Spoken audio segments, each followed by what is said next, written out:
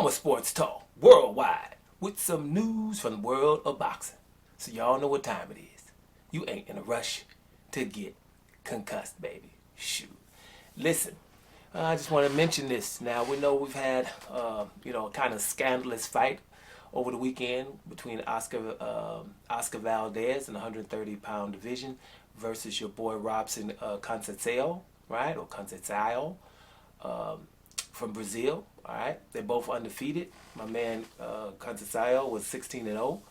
Oscar Valdez is 29-0, 30-0 now. Oscar Valdez lost this fight. How I scored it, I did watch it now because of all of the controversy behind it. I didn't watch it in real time, of course, because it didn't deserve that. Oscar Valdez was doped before the fight, and he should have been suspended. This fight shouldn't have been taking place. And, other people have been suspended for far less. And he goes in the fight, he gets outdone, he gets outboxed, and he looks ridiculous after the fight, right?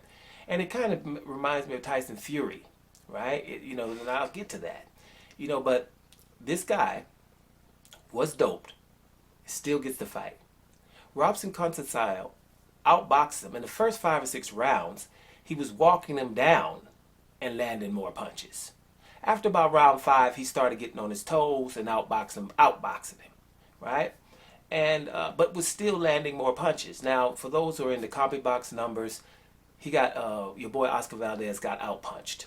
He looked after the fight like he lost the fight, and by far, right? And he did. Now, the narrative, one judge gave 117, 110. Now I've seen it. My last video, I hadn't seen it yet. It's outlandish, right? It's about the narrative, right? Because, your boy Conceicao, he was so comfortable in the fight, especially after building the lead in the first 4 or 5 rounds. He was so comfortable. He hit. He was styling and profiling, playing to the crowd, even though he was away, right? And so, the reporters, if it was Tim Bradley or whoever the other guy was, and Andre Ward and them, they were like, "Don't do that to the crowd. Don't style and profile. Basically, that doesn't really impress the judges, right? And you're giving the fight away." But he's still winning the fight and still landing more punches. He's just showing the people and exhibiting how less this guy can hit him and how comfortable he is in the fight, winning the fight, right? And this not impressing the judges. We keep having these things about these judges, right? What school are the judges going to? Because that might be an issue. Well, because if somebody's walking around the ring and when he's not punching, so what? Who punched the most? Who landed the more efficient punches? That's what they're supposed to be judging, not how the guy is landing his punches and what style the guy is using to beat the other guy. Because then that's where we're getting into what are the judges judging? Shouldn't judge how the guy is fighting, because they do it sometimes and then they don't in others, right? This guy here was considered running from Oscar Valdez, and he wasn't doing anything of the like. He was just outboxing him and showing him, walking away, keeping his eye on him, making him do something stupid and look stupid. I think the guy that was showing that he was in charge, that's what it's showing. And what we always do with certain fighters that are not of color, I'm going to be honest, then we start giving them excuses. The other guy's a runner all of a sudden. But we didn't call Canelo Alvarez a runner when he fought Gennady Golovkin. We look, when Canelo avoids a punch, we cheer, right? Because it's awesome. Tyson Fury, the biggest guy out there, when he doesn't get hit by a punch, he's awesome. Lomachenko, we call him the Matrix, right? Right? But every time a brother's elusive, then he's running, because you come to the fight to see him get hit in his mouth. So basically you say, "Hey, dude, black dude, stand still, okay, so we can hit you," right? It doesn't matter if the other guy is doped. It doesn't matter if his gloves are tampered with either. Just stand still and let yourself be hit.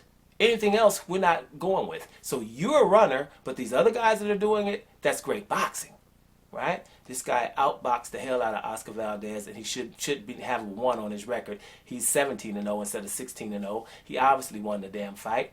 And after somebody's doped to make weight and everything, you shouldn't be willing to give him the fight. All 3 judges gave Oscar Valdez that fight. It's a travesty. And if you don't believe me, then watch the fight. But, now you can watch because ain't nobody earning no money from it. Bottom line, It's another fight just like we saw 3 weeks ago with Guillermo Rigondeaux. Guillermo Rigondeaux beat the hell out of Casimero. He embarrassed him. And the narrative is 42-year-old guy was running in a boxing ring, mind you. This is not a football pitch, football field, baseball field, a soccer field, whatever. It's just a little small ring. And how in the hell can you run in that ring? Right? People can cut off the ring. All of a sudden, now we're not asking people to cut off the ring, and the guy that's running should be somebody who's running for a reason, because he's a chicken, right? He's a chicken. That's how you know, that's how you prepare for a guy who's going to probably be on his toes. You go catch chickens like Sylvester Stallone. And that's a good thing, because he's supposed to be a chicken. So that means when you corner him, you're supposed to take care of business, right? You're supposed to be able to corner him. You're supposed to have enough footwork to corner by somebody in a 2020 size ring. Right? Shit, if it was 50-50, you should still be able to corner him. You can't. So that is your footwork is the issue, not these people. And it's always the same people. Guillermo Rigondeaux beat the hell out of Casimero. And this guy here, man, Conceicao, Robson Conceicao, beat Oscar Valdez. And these guys, Oscar Valdez looks messed up after the fight. Tyson Fury versus Deontay Wilder, the first fight, looked messed up after the fight. Weeks later, pieced up. Right? Now, but when it came to Deontay Wilder being the aggressor, following big old Tyson Fury around the ring, like Oscar Valdez was doing after round 5 or 6, right?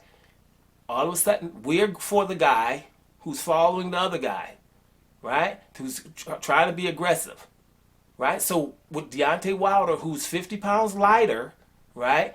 Chasing big Tyson Fury around the ring, we are into what Tyson Fury's doing. All the moving and making Deontay Wilder miss. Then all of a sudden it's great. We're not saying that Deontay Wilder, in every close round, Deontay Wilder was supposed to get it because he was the aggressor and moving forward and pressing the action. But you know, you're going to move the goalpost because it's BTBG. It's beat the black guy. It doesn't matter how. This guy here, Conceicao, right? What is his name?